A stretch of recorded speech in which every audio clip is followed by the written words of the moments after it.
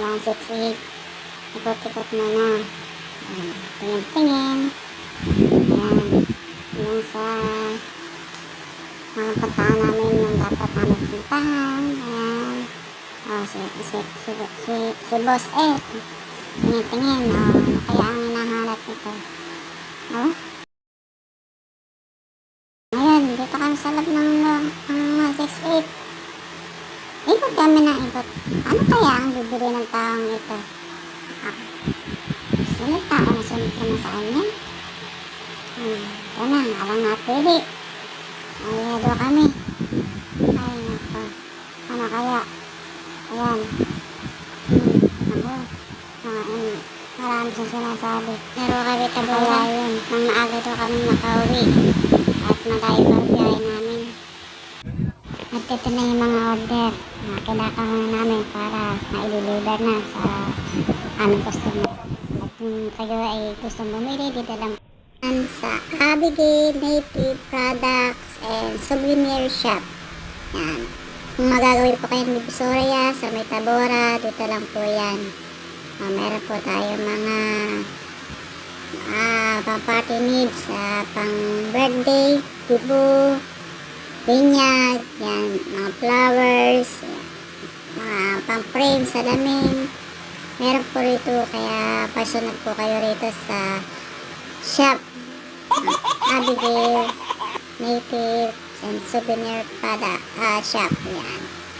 Pakikita ko po sa inyo kung ano po ang mga iba't ibang mga paninda rito, like chalk figurine. Ito po yan.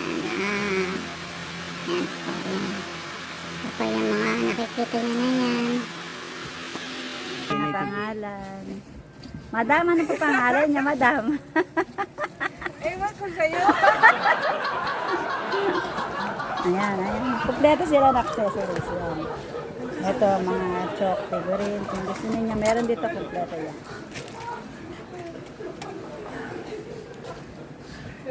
Napin niyo si Eugene. Flowers. Pinakain ng discount, no? Magkano daw yan, madam? Magkano yan, madam? Secret. Secret. Tsaka ito yung gawa rin. Ano pa? Different colors. Ayan. Tapos yung mga flowers. Up, makikiraan lang karipilya. Ambang flowers. Tapos yung mga Cebu items. Ito, pang frame, pang birthday, yan, mga order yan. Ito po kayo dito, yan. Marami po dito na. Yan po.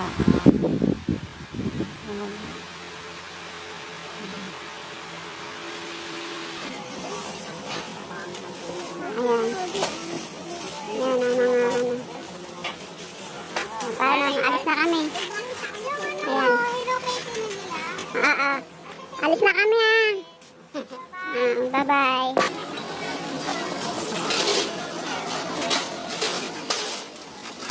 Ito. Ayan. Dala namin. Bagahe ko. Namili kami rin sa Divisoria.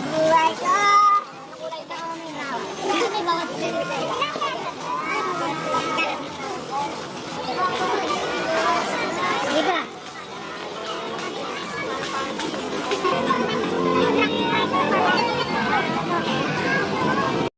Mag-abang kami rito ng taxi kasi wala nang bus sa terminal ng Divisoria sa may Tutuban.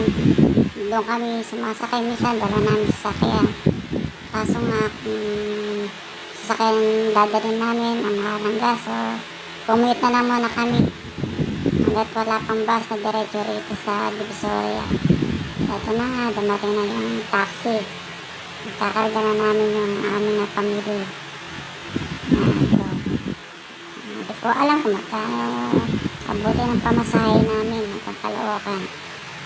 Bababa kami ng Caloocan, tapos sakay kami ng bus papuntang Bulacan naman yun.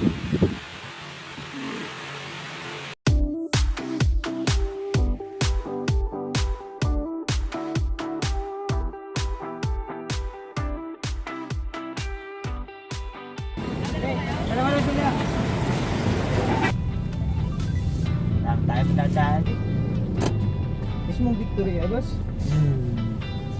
Pauwi kayo Bulacan? Pauwi. Dito na kami sa Caloocan, sa may Victory, sa may terminal.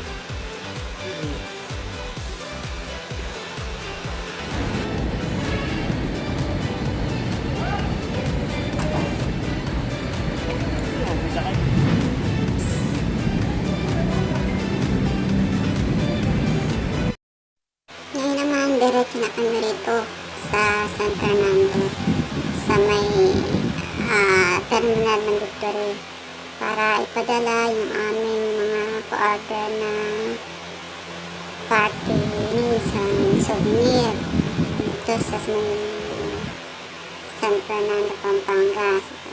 Yan.